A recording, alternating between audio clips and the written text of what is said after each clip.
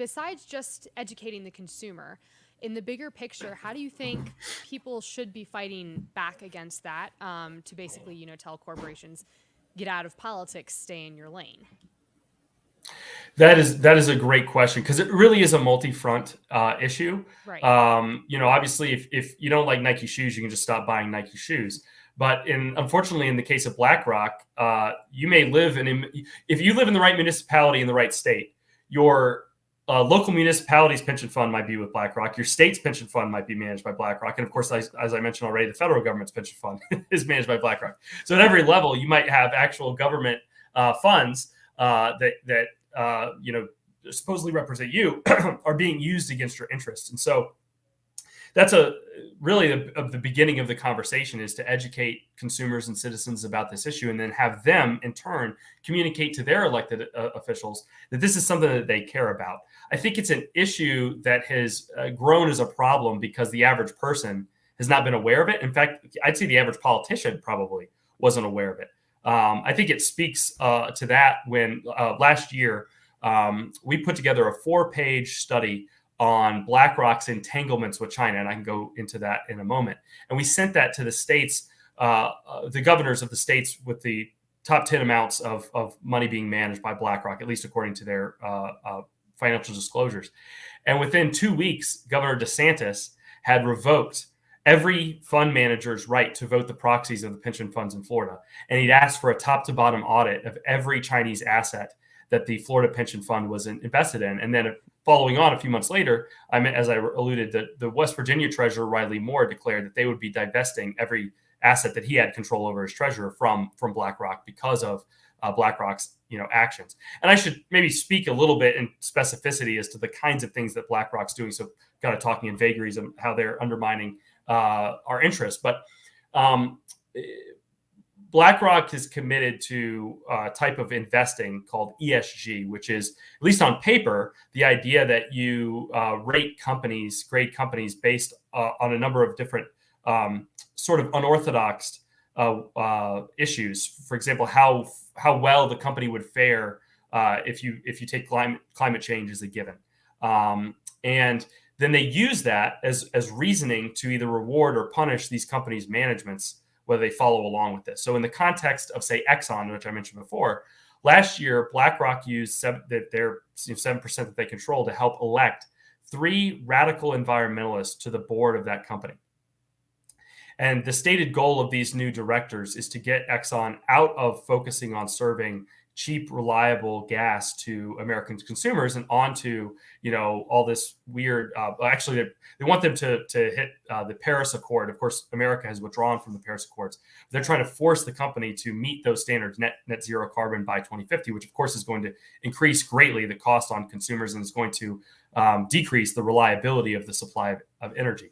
So these are the types of things specifically that BlackRock is using America's investment dollars to do here in the United States. And like I said, states like Florida and West Virginia, as soon as they heard about it, said, we don't want any part of this. And there's other states that are starting to catch on. Arizona's treasurer just announced something similar. Texas has passed a law that if you declare as a matter of policy that your company is divesting of oil and gas, well, then they're going to divest of you. The state is not going to do business with that company anymore. So these are some of the things that BlackRock is up to.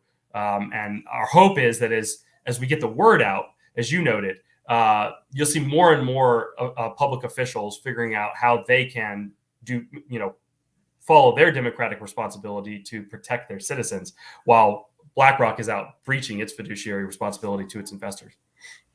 You talked about Exxon specifically. Obviously, gas prices are something that we're all dealing with right now. There's a myriad of reasons that they are through the roof, but what kind of effect does this sort of action from BlackRock kind of have, like you said, on consumers? Is it making it, even worse? Gas prices, is it obviously contributing? How much do you think is it really doing that?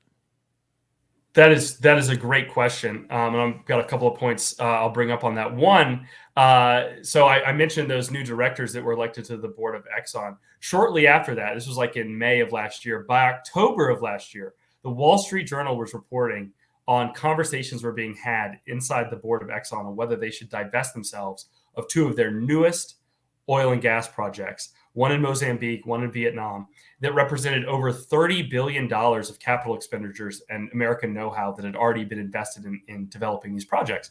And because of these new activist board members, they were considering divesting themselves of the projects. Well, it's not just a matter of what that means to Exxon shareholders, who understandably probably aren't too happy about it either, but we as consumers should be very concerned about that, because what that means is if they sell those assets, they're going to go to foreign companies, probably Chinese companies, an economy that is starved for energy and oil and gas. And instead of that going to American consumers and lowering the price at the pump, it's going to go lower the price at the pump in Shanghai and Beijing.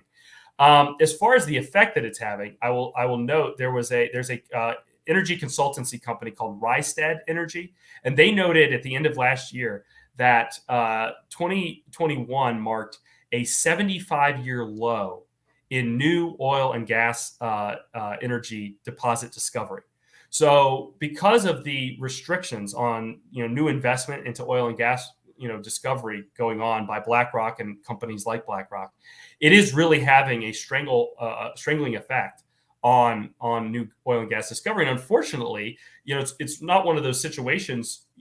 It takes a number of years to go from discovering new oil and gas, developing the project, getting the financing, getting the boots on the ground, right, all the engineering. I mean, this is a multi-year process. So if you have a bottleneck in the chain, like we've had for the last couple of years, this could be increasing our price at the pump for the next decade. The effects of Larry Fink and BlackRock's actions.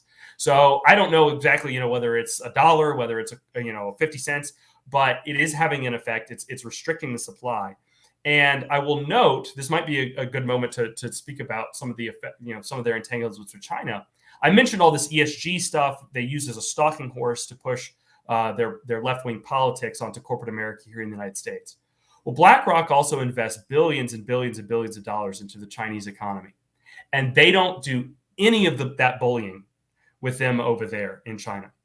Explicitly, BlackRock says, and this is pretty laughable, BlackRock says that because China is still a developing economy, it would be unfair to apply the same ESG rules to them as it would to us. Now, of course, they quote the per capita GDP figures of China, but there are economists now who say that China's total GDP has now overcome the United States. They are the world's largest economy. So it's so it's obscene, really, to say that China should be playing by a different set of rules than the United States. It's bad enough that they're here, bullying our corporations, taking their eye off the ball of serving the American consumer, but they're over there playing by a completely different set of rules, sucking up to the Chinese Communist Party.